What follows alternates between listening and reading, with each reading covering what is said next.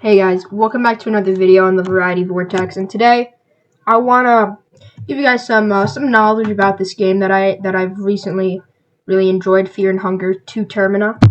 Being the older of the two brothers who make videos on this channel, I play more dark fantasy type games like Dark Souls and Fear and Hunger of the sorts.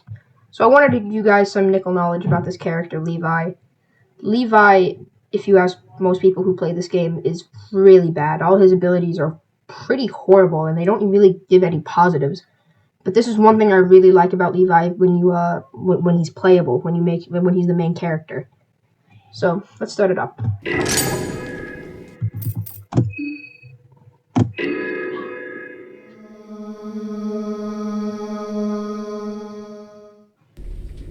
So now that we're in, you don't want to skip the character history for this.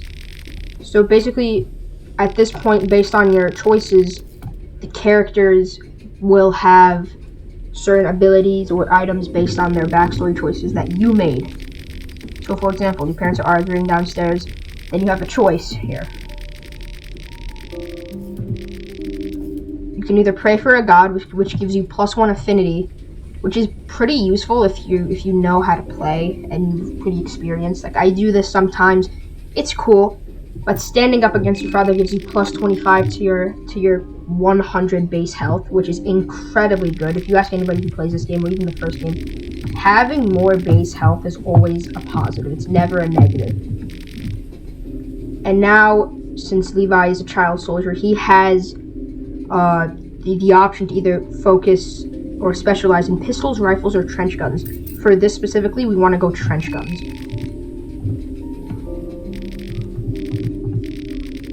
And Levi has another thing here. He has a debuff. I won't go in detail, but Levi has a debuff.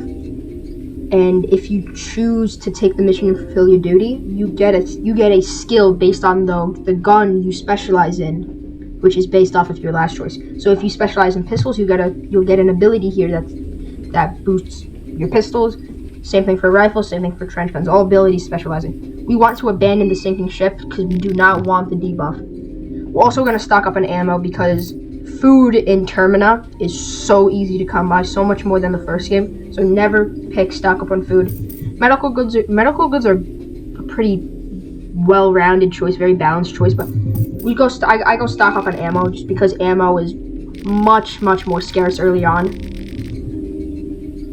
And if this is your first time playing, then you probably want to do the intro, but since it doesn't really affect how I'm doing this showcase, I will not do the intro. So basically from the start, you'd play it as normally.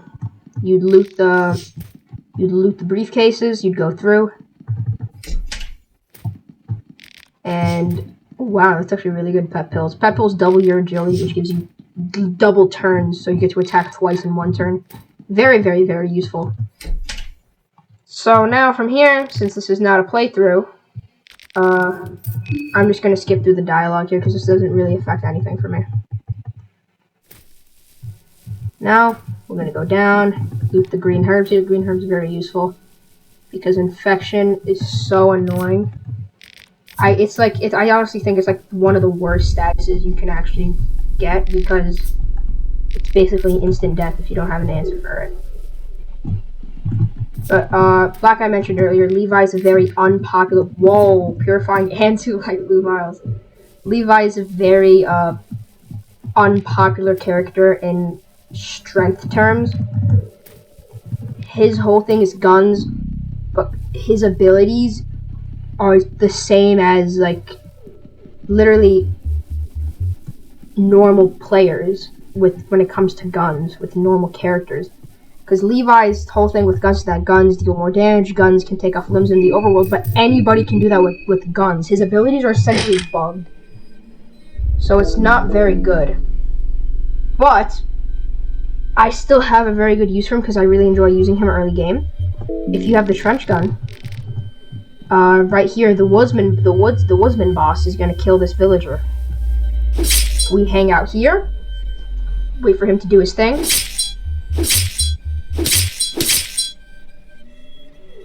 Termina is upon us. He's gonna run over. So he takes 2 bullets to finish him off. And now we get some goodies from him.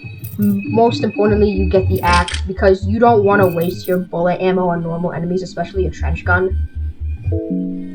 You could do that with pistols and even rifles a little bit, but trench guns no, because they're very powerful and they're incredibly pretty hard to get trench gun ammo. I found more than other guns.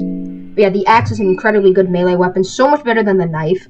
Usually characters who don't start in melee focused with like melee focused abilities and weapons, they usually have a knife as their like starting melee weapon, like Levi. The knife is horrible. You always want to switch from the knife. So I have the axe now I'm using, which is a very, very good melee weapon early on. Probably one of the best, if not the best. If you have the skin Bible of Rare, you can recruit Black Caleb. But since I never care enough about Black Caleb and he's not exactly the best character, I don't really recommend doing it. I mean, you could if you want, like there's nothing wrong with it. But yeah. Now that we have our main melee weapon, now we can actually get out of here and show you my main reasoning for this build. So now we're at the end of Old Town.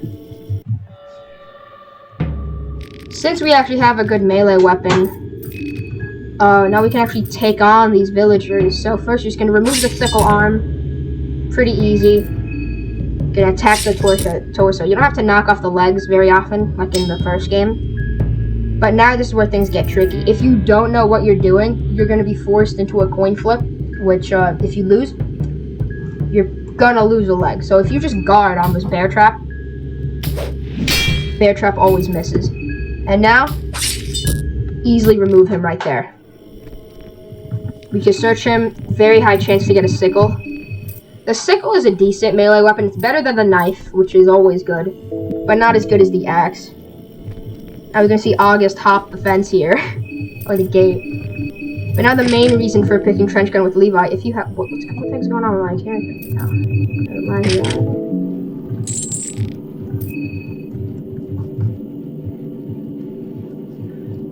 There we go. Okay. So now we equip the trench gun, and now you could just shoot the lock, instantly getting into the city. Why this is so useful is because to get into the city, otherwise you either have to do Henrik's quest line, which gives you the sewer keys, which means you go through the sewer, which is kind of annoying. Or you have to get both the lion brass key and I believe it was the eagle brass key. Both of which you get from either Henrik's area or Abella's area. The thing is though, there is an ultimatum. You have to choose who to save, because if you don't talk to Abella first in the tunnel, then if you don't talk to Abella, then Abella moon scorches. If you don't interact with Henrik first, Henrik moon scorches. So doing this allows you to get into the city automatically without having to interact with any of them. Of course, if you don't interact with any of them past morning of day 1, they will moon scorch.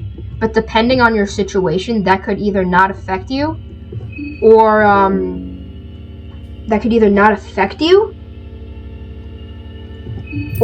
that means you have to fight 2 moon scorches depending on your ending. Because if you're going for ending B, then you're gonna have to fight them both moon scorched. But if you're going A and you don't plan on using Abella, then you're fine, especially since Henrik is non-playable if you're not playing modded. So yeah, that's it. I just wanted to share some knowledge about this, because Levi is not a very strong character when he's playable, but doing this gives him some use, as in starting up a very powerful run with easy access to the woodsman's axe and easy access to the city, which is really good. Like morning of day 1 city is not super easy without sacrificing a contestant. So yeah, that's it. Just wanted to share some nickel knowledge. Thanks for watching, guys. Bye.